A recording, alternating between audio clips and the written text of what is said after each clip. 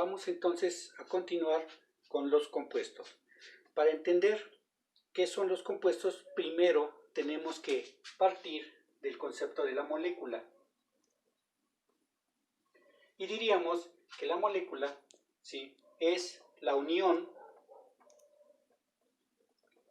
de dos o más átomos, pueden ser iguales o diferentes, por medio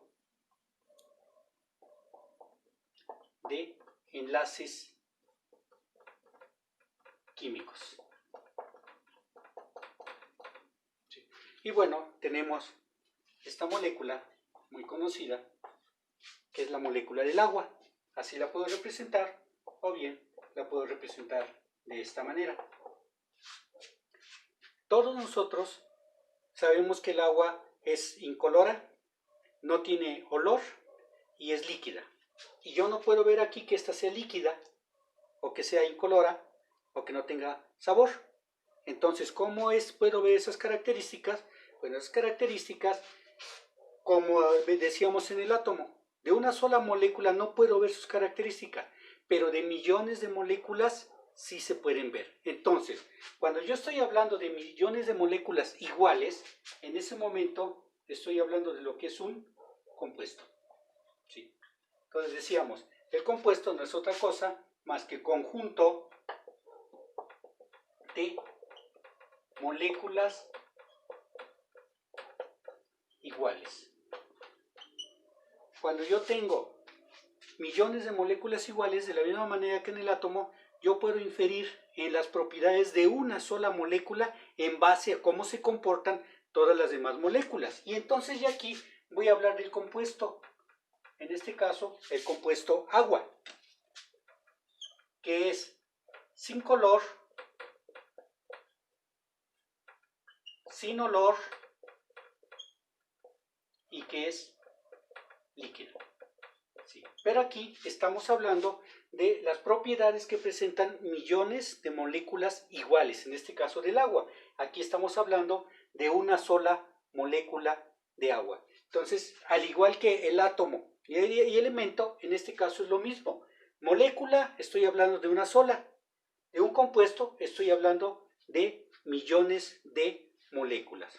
Bueno, vamos a continuar ya con el último concepto, que es precisamente la mezcla. ¿Sí? Y la mezcla no es otra cosa más que la unión, o si hablemos de la unión de dos compuestos donde cada uno conserva sus propiedades.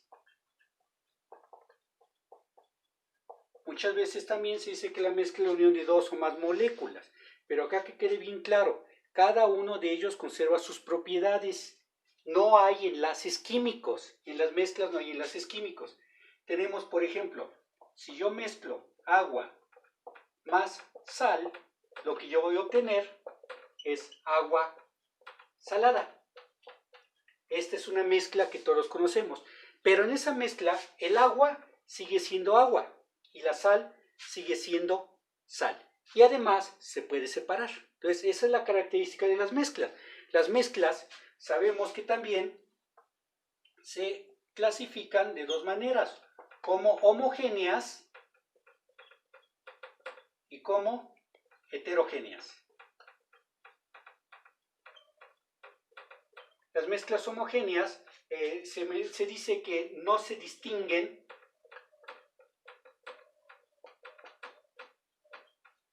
sus componentes a simple vista, mientras que en las heterogéneas se distinguen los componentes. Por ejemplo, ya en las mezclas homogéneas, ya habíamos hablado del agua con la sal, el agua salada. En la mezcla heterogénea, aceite con agua, no se van a juntar, se van a separar. Lo mismo que arena con agua. Ahí tenemos las heterogéneas. Entonces podemos ver que un elemento es diferente a un átomo y al mismo tiempo la molécula es diferente a un compuesto y un compuesto es diferente a una mezcla. Podemos concluir entonces,